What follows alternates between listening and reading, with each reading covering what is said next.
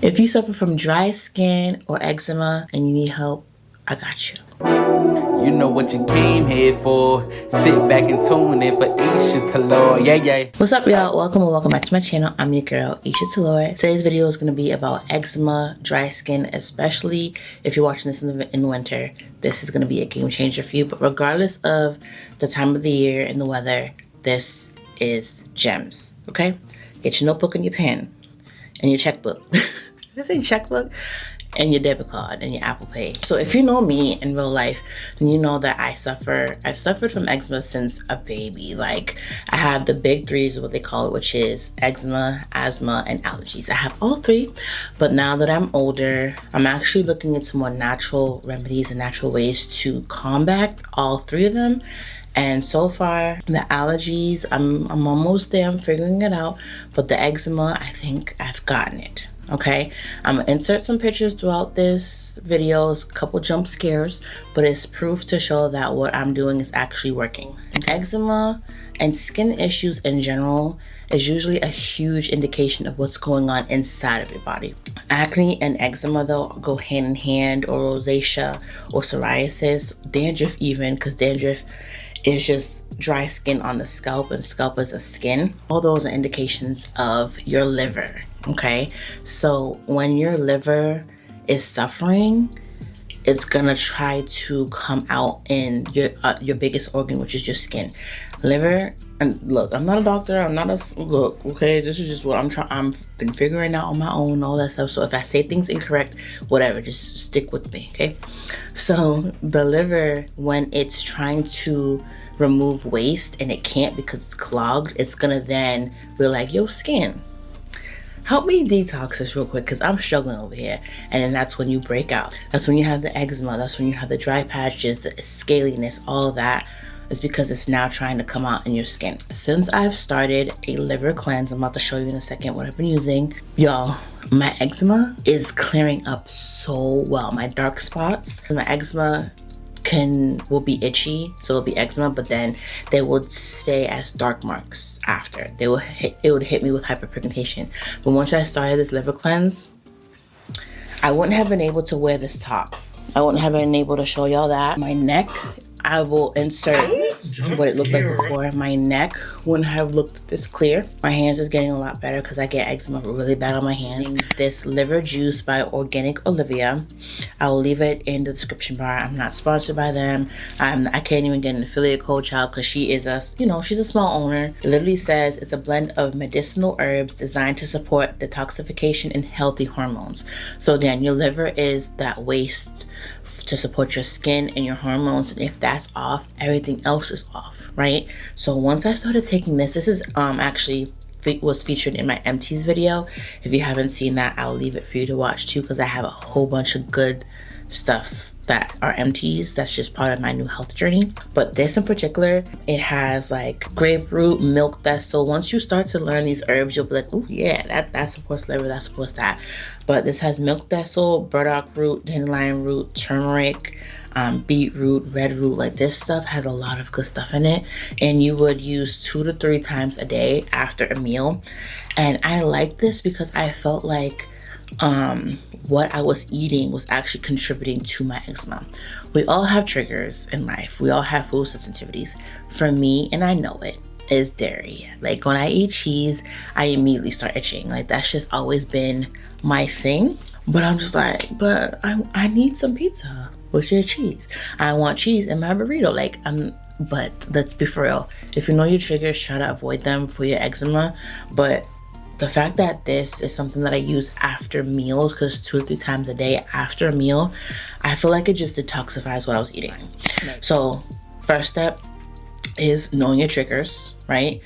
Second step, an adjacent step, I suppose, is get you a liver juice, liver cleanse. You can do it in the form of a tea.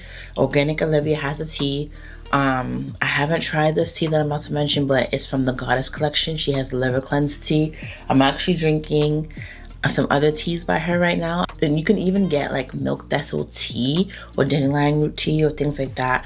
What I'm also learning from this journey is tea bags is actually not the healthiest for you. It has microplastics in it. So if you're getting teas from the store, just make sure it's like the Yogi brand or a healthier brand has done studies and make sure that there's no microplastics in it. If you can, do loose teas and then drain them. So what I did in this tea, you can see the herbs kind of like in it and you just strain it. Additional to that, obviously you need to make sure that you're using the proper soaps. For me, everyone's different and doctors will be like, don't use soaps with fragrances, things like that. Like that is probably a preference for you and your skin. For me, I can get away with native and Naturium body washes. I can get away with those. For example, like this one. Since I have it on hand, I just filmed an empties video.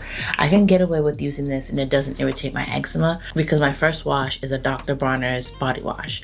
And so I'm able to use something more stripping and cleansing first that supports my skin barrier. And then I can use this as a second cleanse for fun, just because I want to smell like a girl. Like, y'all know if you have eczema, you feel like you can't smell like everybody else because you can't use fragrance because it just irritates your skin. But if you can tolerate it and you're supporting yourself from within, then things like this will be fine. Actually, another thing that I failed to mention that I've been incorporating as well to support my skin is vitamin D. So I've been taking more vitamin D.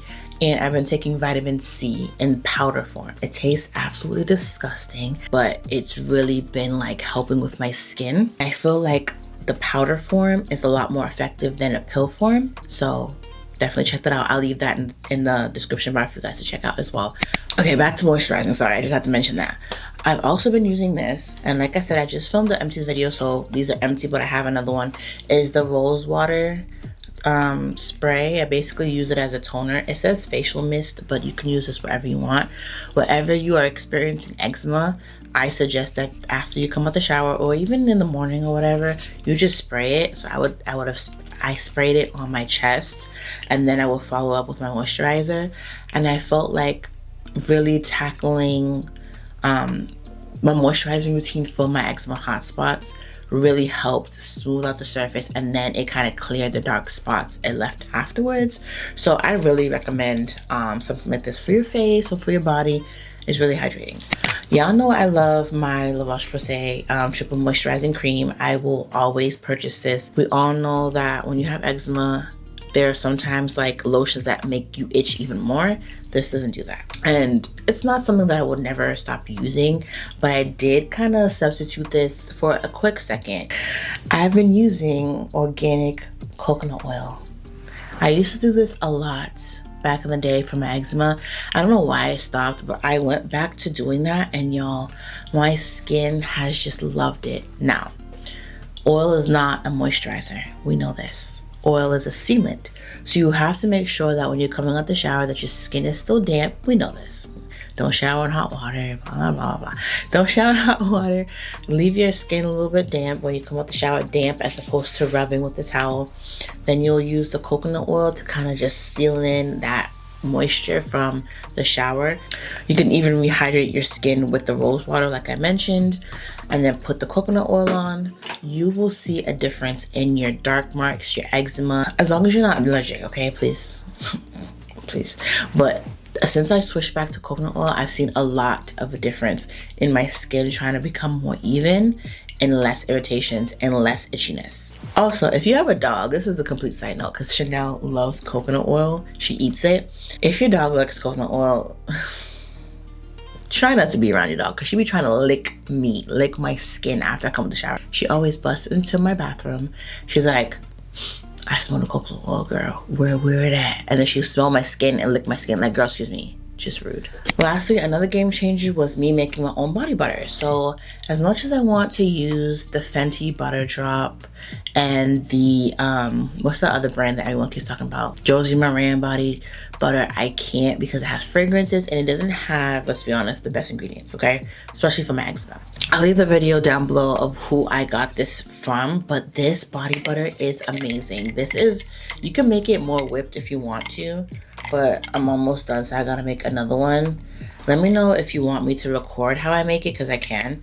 So it's obviously a butter, and Once you put it on, it turns into oil because the base is shea butter and I think mango butter. I'm looking because I have them right up there.